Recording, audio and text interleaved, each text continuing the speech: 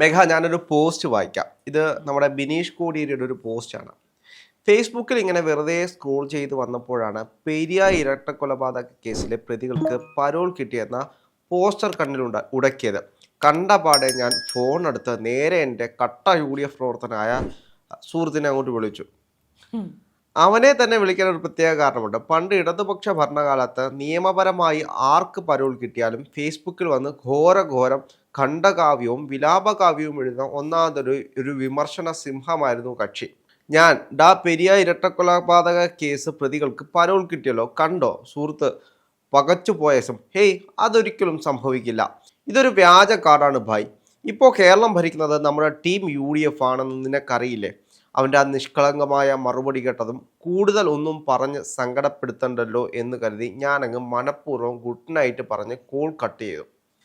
പിന്നെ പറയുന്നത്, പണ്ട് LDF ഭരണകാലത്ത് ആർക്കെങ്കിലും പരോൾ കിട്ടിയാൽ അയ്യോ കൊലപാതകികളെ സംരക്ഷിക്കുന്നേ എന്ന് പറഞ്ഞ് നെഞ്ചത്ത് തല്ലിയ അതേ കോൺഗ്രസ് സൈബർ സിംഹങ്ങൾ തന്നെയാണ് ഇപ്പോൾ കേരളം ഭരിക്കുന്നത്. അതായത് അദ്ദേഹം പറഞ്ഞു വെക്കാൻ ഉദ്ദേശിക്കുന്നത്, ഇന്ന് അധികാരത്തിലേക്കുന്ന UDF അല്ലെങ്കിൽ 2-3 ദിവസം കൊണ്ട് സത്യപ്രതിജ്ഞ ചെയ്തിട്ടുള്ള നമ്മുടെ VD സതീശൻ മുഖ്യമന്ത്രിയായ ഒരു ടീം, ഇവർ വിചാരിച്ചതുകൊണ്ടാണ് ഈ പെരിയാർ ഇരട്ടക്കൊലപാതക കേസിലെ പ്രതികൾക്ക് പരോൾ കിട്ടിയതാണ് എന്നുള്ളൊരു ആ രീതിയിൽ നരേറ്റ് ചെയ്യുകയാണ് യഥാർത്ഥത്തിൽ ബിനീഷ് കോടിയേരി.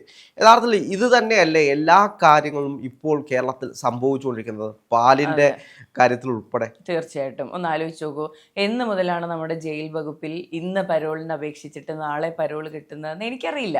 രാഹുലിനറിയോ? ഇല്ല.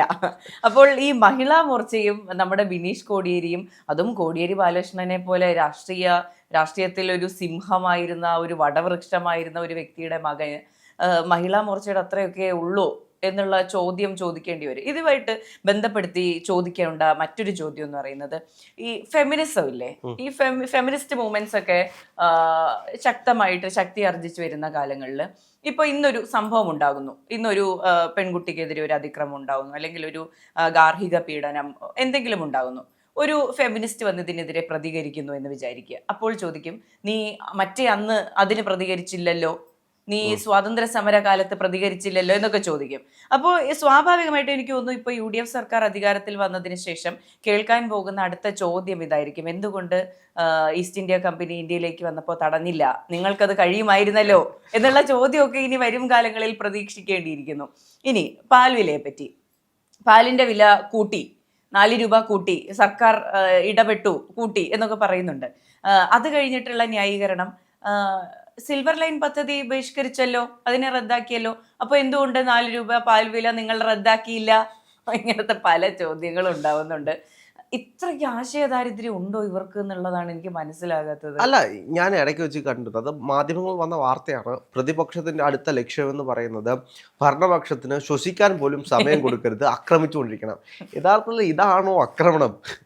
ജനങ്ങൾ ഇവരെ വെറുക്കുന്ന രീതിയിലേക്ക്, അല്ലെങ്കിൽ കോമാളി ആകുന്ന രീതിയിലേക്കല്ലേ ഇവരുടെ സ്വയം അപഹാസ്യരാകുന്ന രീതിയിലേക്ക് എന്തിനാണ് പോകുന്നത്? നിങ്ങൾ നിങ്ങളുടെ രാഷ്ട്രീയം പറയൂ, ആശയപരമായിട്ടുള്ള എന്തെങ്കിലും പ്രശ്നങ്ങൾ ഉണ്ടെങ്കിൽ അത് ഉന്നയിക്കൂ, അതൊക്കെ കേട്ടിരിക്കാൻ രസമുണ്ട്.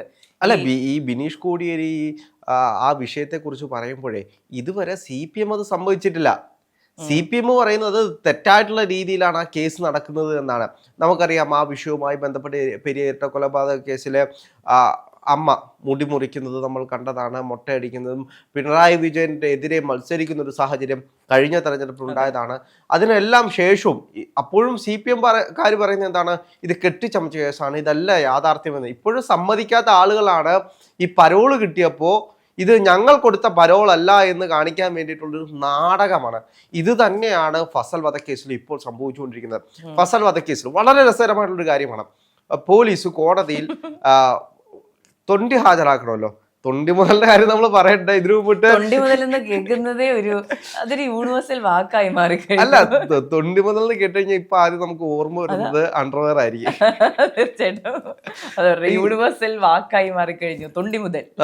ഇത് അതേപോലെ തന്നെ ഒരു തൊണ്ടി മുതൽ, ഒരു തൂവാല, ഈ ഫസൽ വധക്കേസുമായി ബന്ധപ്പെട്ടൊരു തൂവാല പോലീസ് ഹാജരാക്കുമ്പോൾ അതിന്റെ മേളിൽ എഴുതി വെച്ചിരിക്കുകയാണ്, എലി കരണ്ടിപ്പോയി. അത് കവർണാത്താക്കിയിട്ടാണ് കൊണ്ടു കൊടുക്കുന്നത്. എലി കരണ്ടിയ തൊണ്ടി മുതൽ ഇങ്ങനെ പറഞ്ഞിട്ടാണ് കോടതിയിൽ ഹാജരാക്കുന്നത്. ഇത് വിശ്വസ്തതയില്ലാത്തതുകൊണ്ട് കോടതി CBIക്ക് അന്വേഷിക്കാൻ വേണ്ടി വിട്ടിട്ടുണ്ട്, ഇതിന്റെ യാഥാർത്ഥ്യം അറിയാൻ. അപ്പോൾ കേരള പോലീസ് അതില് പ്രതികൾ ആരാണ് എന്ന് നോക്കി കഴിഞ്ഞാൽ കാരായി രാജനും സംഘവുമാണ് യഥാർത്ഥ പ്രതികൾ എന്നുള്ളത് എല്ലാവർക്കും അറിയാവുന്ന കാര്യമാണ്. സ്വാഭാവികമായിട്ടും അവരെ സംരക്ഷിക്കാൻ വേണ്ടി കേരളത്തിലെ പോലീസിന് ഒരു സംവിധാനം ചെയ്ത് തന്നെയാകാം.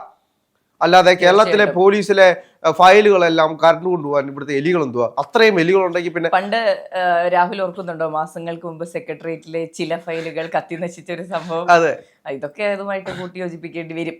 സ്വന്തം ജൂറിസ്ഡിക്ഷനിലെ സ്വന്തം ഫയലുകൾ, സ്വന്തം മേശപ്പുറത്തിരിക്കുന്ന ഫയലുകൾ അല്ലെങ്കിൽ തെളിവുകൾ, തൊണ്ടുമുതലുകൾ സംരക്ഷിക്കാൻ കഴിയാത്ത ഈ പോലീസുകാരൊക്കെ എങ്ങനെയാണ് കേരളത്തിലെ ജനങ്ങളെ സംരക്ഷിക്കാൻ പോകുന്നത്, കേരളത്തിലെ ജനങ്ങളുടെ അന്തസ്സ് സംരക്ഷിക്കാൻ പോകുന്നത്? ഇനി ഒരു 2-3 ആഴ്ചകൾ കഴിഞ്ഞ് ഇതേ ചോദ്യം അവർ തിരിച്ചു ചോദിക്കാൻ തുടങ്ങും. ആഭ്യന്തര വകുപ്പ് ഭരിക്കുന്ന രമേശ് ചെന്നിത്തല എന്ത് ചെയ്യുകയാണ്?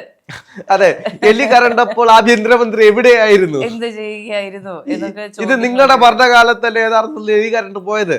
ഇതൊക്കെ ആയിരിക്കും ഇവർ പറയാൻ പോകുന്നത്. അപ്പോൾ ഇതിനു മുന്നേ എല്ലാം കൃത്യമായിട്ട് ചെയ്തു വെച്ചു. ഇപ്പോൾ കേരളത്തിലെ പോലീസ് സംവിധാനം ഇന്ന് പരോൾ കൊടുത്തു കഴിഞ്ഞാൽ നാളെ പരോൾ കിട്ടുന്നതാണ് എന്ന് അറിയാത്ത ആളൊന്നുമല്ലല്ലോ ബിനീഷ് കോടിയേരി. കേരള രാഷ്ട്രീയത്തിൽ ഇത്രയും വർഷമായിട്ട് നിൽക്കുന്ന ബിനീഷ് കോടിയേരിക്ക് ഇത് അറിയത്തില്ലെങ്കിൽ ഇതൊരു അജണ്ടയാണ്. കൃത്യമായിട്ടുള്ള അജണ്ട സെറ്റ് ചെയ്ത് വെച്ചിരിക്കുകയാണ് പ്രതിപക്ഷം. അതായത് നമ്മള് ഈ കഴിഞ്ഞ 10 വർഷങ്ങൾ എടുത്ത് നോക്കുകയാണെങ്കിൽ ഇടതുപക്ഷ സർക്കാരിനെതിരെ വലിയ വിമർശനങ്ങൾ ഉയർന്നിട്ടുണ്ട്. അതിൽ ഏറ്റവും പ്രമുഖ വിമർശനം എന്ന് പറയാൻ സാധിക്കുന്ന ഒന്നായിരുന്നു പരോളുകൾ കൊടുക്കുന്നത്. പോലീസുകാരനെ തല്ലിയവൻ, പോലീസുകാരനെ ഉപദ്രവിച്ചവന് പോലും സുന്ദരമായി പരോൾ ലഭിക്കുന്ന ഒരു കാലഘട്ടത്തിലൂടെയാണ് നമ്മൾ കടന്നുപോയത്. കഴിഞ്ഞ 2 വർഷങ്ങൾ പ്രത്യേകിച്ച് എടുത്ത് നോക്കുകയാണെങ്കിൽ ജയിലിൽ കിടന്ന സമയത്തതിനേക്കാൾ പരോൾ ലഭിച്ച് പുറത്തുണ്ടായിരുന്ന സമയമാണ് കൂടുതൽ എന്നുള്ള വിമർശനം അങ്ങോട്ട് ഉന്നയിച്ചിരുന്നു. അപ്പോൾ ഉണ്ടയില്ല വെടി പോലെ ഈ പറഞ്ഞ അങ്ങോട്ടുള്ള വിമർശനങ്ങളെല്ലാം അഡ്രസ്സ് മാറ്റി തിരിച്ചയക്കുന്ന നടപടിയാണ് ഇപ്പോൾ നടന്നുകൊണ്ടിരിക്കുന്നത്. ഇതിൽ പ്രത്യേകിച്ചൊന്നും പറയാനില്ല, പുതിയ വിമർശനങ്ങളൊന്നും ഉന്നയിക്കാനില്ല.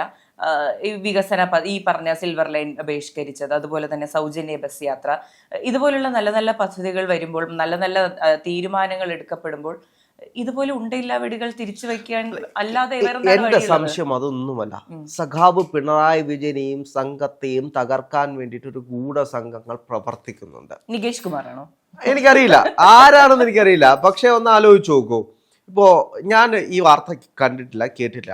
പക്ഷെ ബിനീഷ് കോടിയേരിയുടെ ഈ പോസ്റ്റ് കാണുമ്പോഴാണ് പെരിയ കൊലപാതകത്തിലെ, ഇരട്ട കൊലപാതകത്തിലെ പ്രതികൾക്ക് ജാമ്യം കിട്ടിയെന്നുള്ളൊരു വാർത്ത, അല്ലെങ്കിൽ പരോള് കിട്ടിയെന്നുള്ളൊരു വാർത്ത ഞാൻ കാണുന്നത്. സ്വാഭാവികമായിട്ടും ഇത് പിണറായി വിജയന്റെ തലക്കടിക്കാനുള്ള ഒരു വഴിയല്ലേ?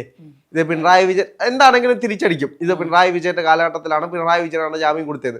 ഇതെല്ലാവരെയും അറിയിക്കാൻ വേണ്ടിയിട്ടുള്ള സൈക്കോളജിക്കൽ മൂവ് ആണോ എന്ന് എനിക്ക് സംശയമില്ലാതില്ല. അതിനുള്ള സാധ്യതയും തള്ളിക്കളയാൻ കഴിയില്ല. കാരണം ഇടതുപക്ഷത്തെ തോൽപ്പിച്ചത് ഇടതുപക്ഷം തന്നെയാണ്.